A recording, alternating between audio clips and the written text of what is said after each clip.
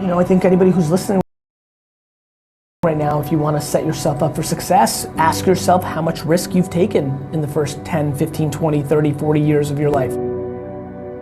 When I started talking about business on Twitter, every single comment in 2009 was, shut your mouth, wine boy, stay in your lane. I'm telling you right now, you want to talk about why so many of you aren't exactly where you want to be? Look deep inside yourself on what your expectations of others are.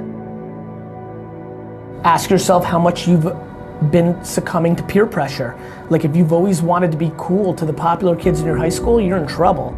The amount of people in here that have a job they hate and they buy things they don't care about to impress people they don't give a fuck about scares the shit out of me.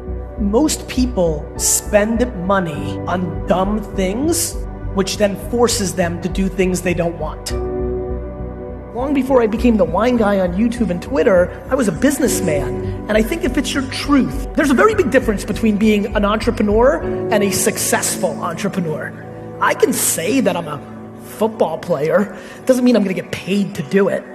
And so I think the truth, I think it's unbelievably exciting for me. It feels warm in my heart that the thing that I've seen consistently, analyzing this every second of my breathing day for the last decade, has been whatever your truth may be, as long as it is actually your truth, you will always over-index.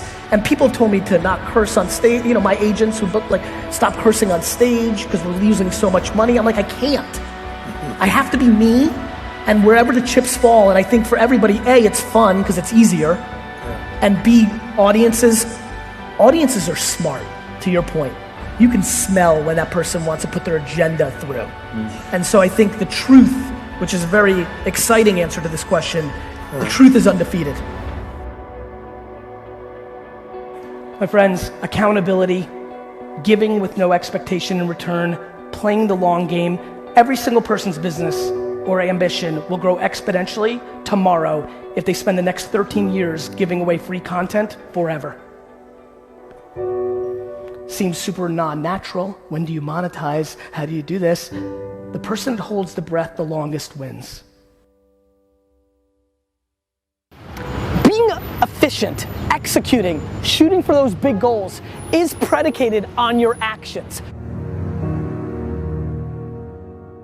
Do you take an extra long lunch from jury duty to say, you know what, cool, I'm gonna chill and watch YouTube videos? Or do you hustle your face off and try to cram as much in? So many of you that actually want this, have the skills to do this, right? And sometimes once in a while, just need to see a different version of it to understand, right? To me, this is an video, right? Did you mail it in? Did you mail in that 15 minute call got canceled? You had a packed day, 15-hour day. It got canceled. What are you doing in that 15 minutes? And by the way, sometimes those 15 minutes are absolutely worth calling your mom, calling your daughter, FaceTime with your kids, but it's just making every minute count. Every minute has to count.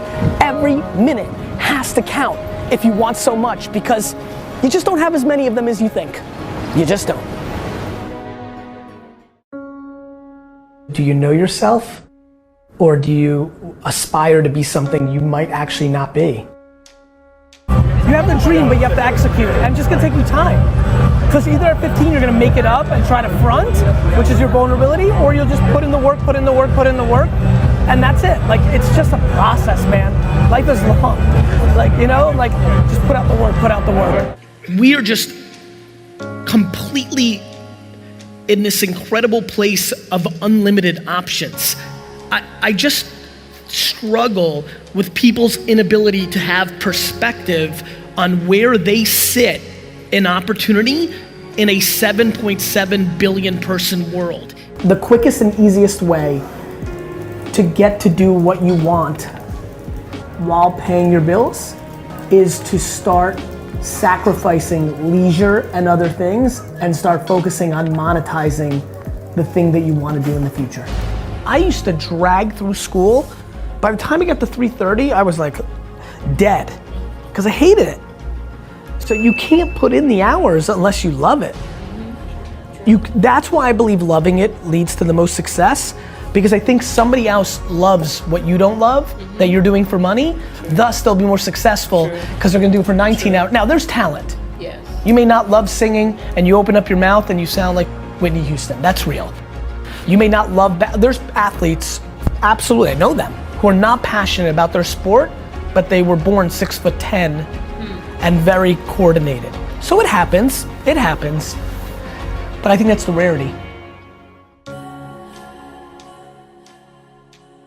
I am remarkably stunned by the lack of accountability in our society. Everything wrong at VaynerMedia, anything that ever happens, any piece of content, anything that ever happens in my life, 100% is my fault. And let me tell you what happens with accountability. You get real happy. When you feel that there's no other source controlling your shit, all of a sudden it gets happier. Your ego and your insecurity doesn't want to take the L. You don't want to admit that you f***ed up. Because for some reason, so many of you are living your lives based on other people's opinions, and that is crippling you.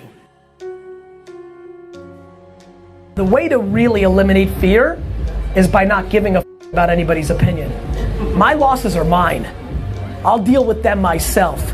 I don't need your 2 cents. You're losing plenty on your own. Patience and inner voice makes you unbeatable. Your rank amongst the 7.7 billion people in the world when it comes to opportunity is ridiculous.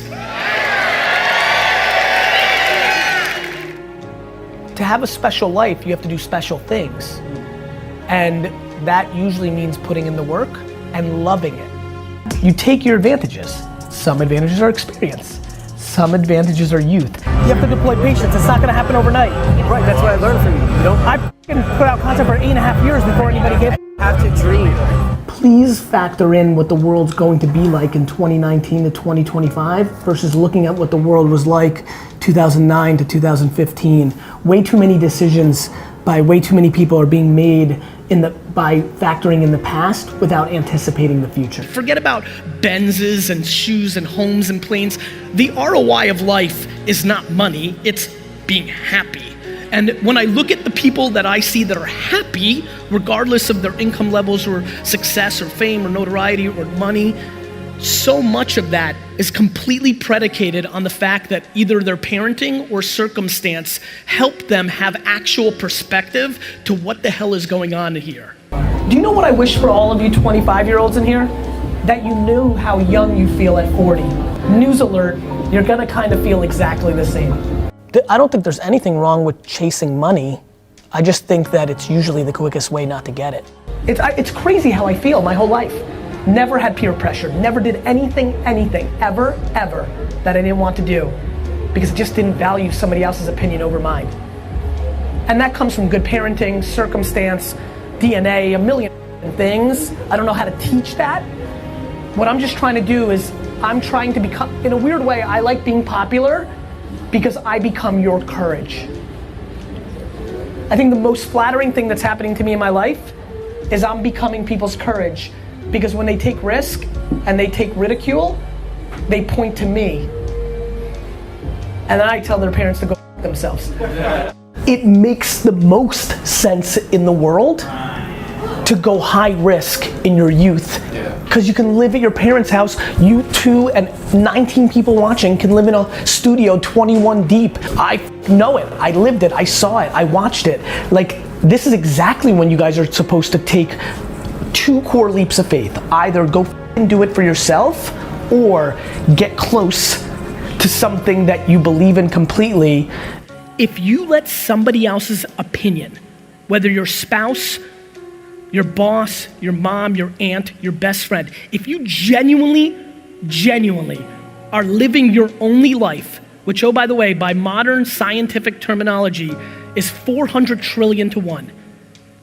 If you even could comprehend how ridiculous it is that we are even alive, like, do you understand how ludicrous it is that you have a life?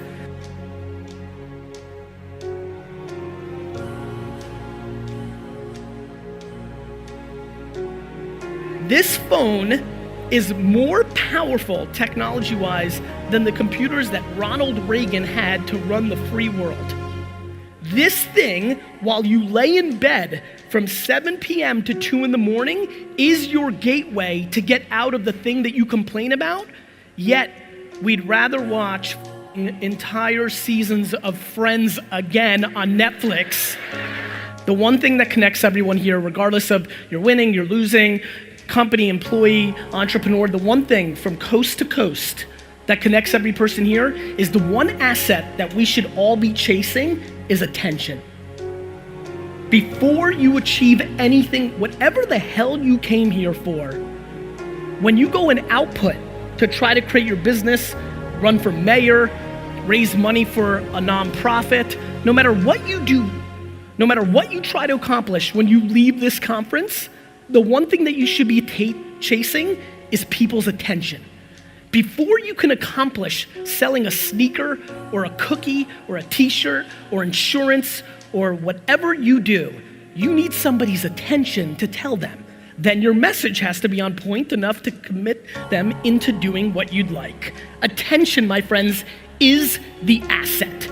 Nothing else is important to me besides attention. The reason I've always adapted to new content and new platforms, the internet itself, email, YouTube, Google AdWords, Facebook, Twitter, podcasting, all of it. The reason I've always done well with that is my religion above anything else is where is the attention today and potentially tomorrow, not what worked yesterday.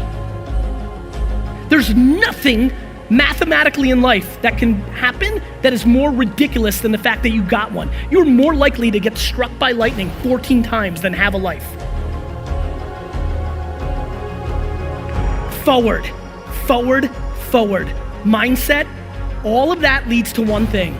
If you do not become a practitioner of how to communicate on the social networks of today, you are 100% irrelevant. Don't like it? Tough. Figure it out, execute it. My friends, negativity can lead at halftime. Kindness always wins the game. Your life is predicated on when you get real quiet and you can't hear another person's 2 cents. The reason I can work 17 hours a day is because I'm not spending 15 hours a day dwelling or looking back. Faking it till you make it is the great flaw of this generation. Please don't do it. Please stop listening to anybody but yourself. Please eliminate negativity from your life, because if you want to really win, it is absolutely by reinforcing positivity. So get real quiet in here, get real selective about who you're spending time with, and most of all, speak the truth. Do the right thing. Kindness is cool. Truth is cool. Don't act like you've made it. Talk about the journey of trying to make it.